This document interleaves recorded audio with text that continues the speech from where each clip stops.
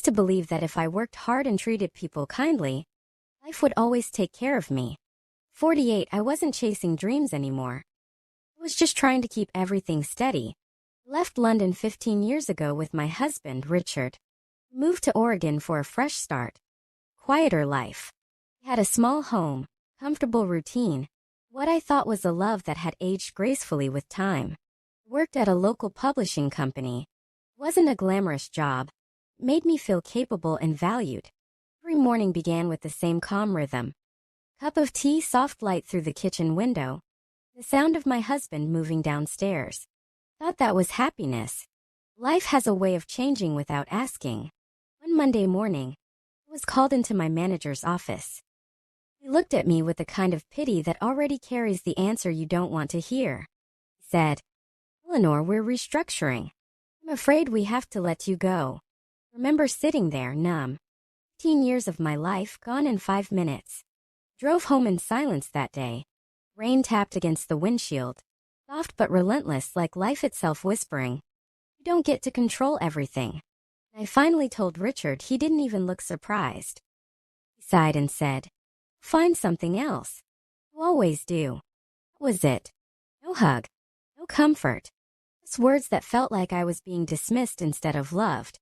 At night, I sat by the window with a blanket around my shoulders, watching the rain fall. I whispered to myself, "Now." Didn't know it then, but that question was the beginning of my new life. Weeks after losing my job were hard.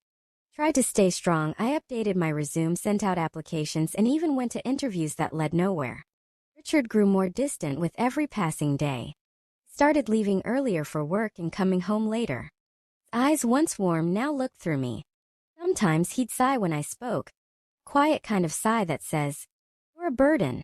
Cooked, cleaned, smiled, tried to act normal. Silence had replaced love in our home. One Friday night, I made his favorite dinner. Waited for hours. Never came home. 10:47 p.m. my phone buzzed. Message. Staying with a friend. Wait up. Message said everything words never could. 2 days later, confessed the truth. He'd been seeing someone else. Woman from his office. Someone younger. Remember standing there, numb. My husband, the man I had moved across the world for, was walking away from the life we built like it was nothing. After he left, silence in the house was unbearable. The worst part wasn't losing him.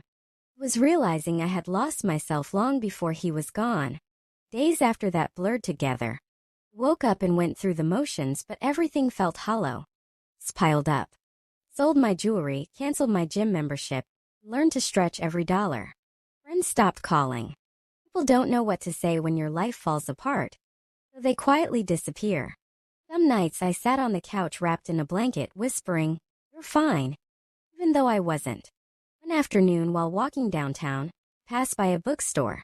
In the window, I saw a help-wanted sign. It's only a part-time job. Minimum wage. Something in me said, "Go in." I did. I got the job. First day, I felt invisible. Middle-aged woman stacking shelves, starting from zero. There was something strangely healing about it. Smell of books, the sound of pages turning, reminded me that life still had stories left for me, even if I didn't know how mine would end yet. Weeks passed. Slowly, I started to breathe again. One evening, a young girl came into the bookstore. She looked lost, not just physically but emotionally. She asked for a book about starting over. I helped her find one, and before I knew it, we were talking not about books but about life. She told me she felt like a failure. I smiled gently and said, "You don't have to have it all figured out. Just keep moving. Even broken things can shine." She smiled through tears and said, "You should write that down." That night I went home, found an old notebook, and began to write. I wrote about heartbreak, loss, and the strange strength that comes from surviving.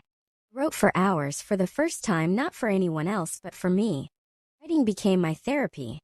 Each word was like a stitch closing a wound I'd ignored for too long. A few months later, I gathered the courage to share one of my pieces online. It was called "The Day I Lost Everything and Found Myself." I didn't expect anyone to notice. Within days, my inbox was full. Messages from strangers poured in. "This is my story. Thank you for writing this." I thought I was the only one. The first time I realized my pain had a purpose, connected me to others who needed hope. Small online magazine reached out and asked if I'd write for them.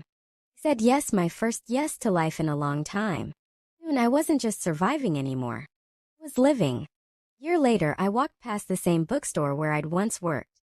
In the front window, I saw something that stopped me cold. It was a book. My book. A collection of my writings, stories of pain, hope, and healing. I stood there smiling through tears, realizing I had finally come full circle. The day I lost my job wasn't the day my life ended. It was the day it began again.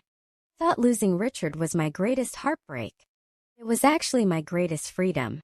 Because now I live on my own terms. Work because I love it. Laugh without fear. Every time I look in the mirror, I whisper to myself, you are not what left you. You are what stayed strong. Sometimes life takes everything from you so you can see what truly matters. I lost my job, my marriage, my security. I found something greater me. If you're listening to this and your world is falling apart, please remember, you don't need to rebuild your old life. You need to build a new one from the pieces that survived. One day you'll look back and say, it wasn't the day I fell. It was the day I stood again.